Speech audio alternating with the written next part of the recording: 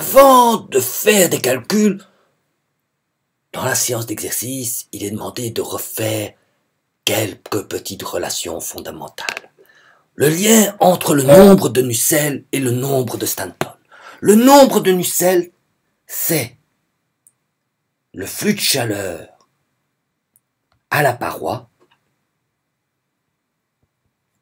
Q-wall, qu'on adimensionnalise par rapport à un flux conductif caractéristique. Typiquement, K delta T sur le diamètre. Le nombre de Stanton, c'est aussi une adimensionnalisation du flux de chaleur, c'est Q-wall, mais maintenant, on l'adimensionnalise par rapport à un flux caractéristique transporté, c'est-à-dire ρ C UM delta T. Ok? Donc, on voit tout de suite que si on prend le Nusselt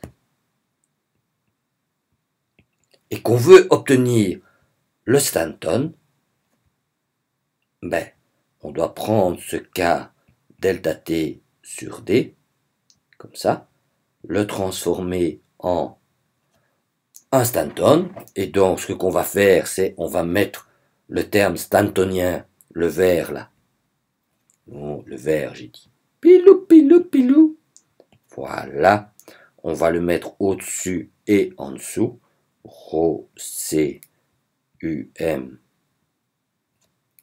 delta T, et on va le mettre ici, ρ C UM delta T. Alors qu'est-ce que tu observes? Ben, tu observes que ce delta T là va se bousiller avec celui-là, et donc on va obtenir in fine pilou pilou Q-wall sur ρ C UM delta T, puis on va obtenir D UM, ok? Et alors ce qu'on voudrait avoir, c'est ρ C ici, et ça c'est K. Celui-ci, c'est le nombre de Stanton. Celui-là, c'est quoi? C'est le nombre de Peclet, qui est égal aussi au nombre de Reynolds fois le nombre de Prandtl. Ah oui, parce que le nombre de Reynolds, c'est rien d'autre que bilou, bilou, bilou, ρ D UM sur mu. Ok? Et le nombre de Prandtl, c'est quoi? C'est mu Cp sur K. Et si je regarde bien, j'ai les deux mu qui se simplifient, et donc j'ai bien l'expression qui est ici. Ce truc-là, pilou, pilou, pilou, pilou, c'est exactement ce truc-ci. Et donc j'ai démontré la relation qui était exigée, j'ai démontré que le Nusselt est égal au Stanton fois le Reynolds fois le Prandtl. Et donc, quand on veut écrire de manière adimensionnelle le flux de chaleur à la paroi, c'est-à-dire la chaleur qui sort de l'air chaud vers le monde extérieur froid, on peut l'écrire soit en termes de Nusselt, soit en termes de Stanton, et on peut passer de l'un à l'autre facilement via cette formule simple. Ah oui, parce que on voudrait parfois avoir les Nusselt, on voudrait parfois avoir les Stanton, on avait fait le cours au début en Nusselt, en couche limite, Grégoire a plutôt parlé en Stanton, maintenant on sait parler en Nusselt et en Stanton, c'est deux manières distinctes, mais légitimes d'écrire le flux de chaleur adimensionnalisé à la paroi. Alors il y avait encore un autre petit truc qu'on avait demandé, c'était, ah ouais, la relation entre CF et lambda. Ben ça, on l'a déjà fait plein de fois, hein. On l'avait fait à la séance numéro 1. Allez, on va le refaire encore une fois. Tu as un tuyau comme ça. Voilà, voilà, voilà. Tu fais un petit volume de contrôle comme ça. D'accord? Avec un certain delta X. Qu'est-ce qui fait avancer le fluide? Ben,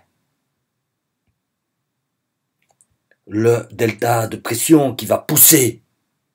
Qu'est-ce qui s'oppose au mouvement du fluide? Le towel sur les parois du fluide. Et maintenant, tu dis qu'il y a un écoulement établi. Le delta P, il agit sur quoi? Sur la section circulaire du fluide. Donc, sur pi r carré, sur cette section-ci. Et où agit le towel sur le cylindre du tuyau? Donc ça c'est towel, le cylindre, c'est donc 2pi r fois le delta x. Ok? Tu fais les simplifications d'usage. Pilou, pilou, pilou. Donc tu simplifies les p, tu simplifies le carré avec le r, et tu trouves automatiquement que 2 towel est égal à dp dx, en faisant tendre delta x vers un petit. Et comme tu sais que cf est égal à towel, c'est la dimensionnalisation de sur rho u bar m au carré sur 2. Ouais, là il y a le 2. Hein, tu sais, le 2 qu'on met parfois et qu'on met pas. Et que le lambda, il est défini comme dp dx sur rho u moyen divisé par d. Donc, en termes adimensionnalisés, cette relation-là devient 4 CF est égal à lambda. 4CF est égal à lambda. L'idée de base, c'est lambda. C'est la force motrice qui fait avancer le fluide. Le CF, c'est le frottement sur les parois du tuyau qui s'oppose au mouvement. Et donc, on a 4CF est égal à lambda. Et tu te souviens, en canal, c'était 2CF est égal à lambda. En tuyau, en conduite, c'est 4CF est égal à lambda. C'est pas une relation bien compliquée, mais c'est utilisé très très fréquemment, et donc c'est quand même utile de le savoir. Donc tu notes ces deux adimensionnalisations classiques de la force, de la contrainte à la paroi et du gradient de pression. C'était notre petit rappel théorique. C'est exactement la même chose que ce qu'on avait fait à la première séance du cours. Oui, on a démontré cette même relation à la première séance du cours. Et comme dirait l'autre, c'est l'alpha et l'oméga. On est à la fin et on ne revient au début. Mais au début, on avait un écoulement laminaire. Ici, maintenant, on a un écoulement turbulent. Mais tu vois, le cours, c'est toujours la même chose. Un petit bilan de force sur un tout petit volume de contrôle d'une stupide conduite. La suite au prochain épisode.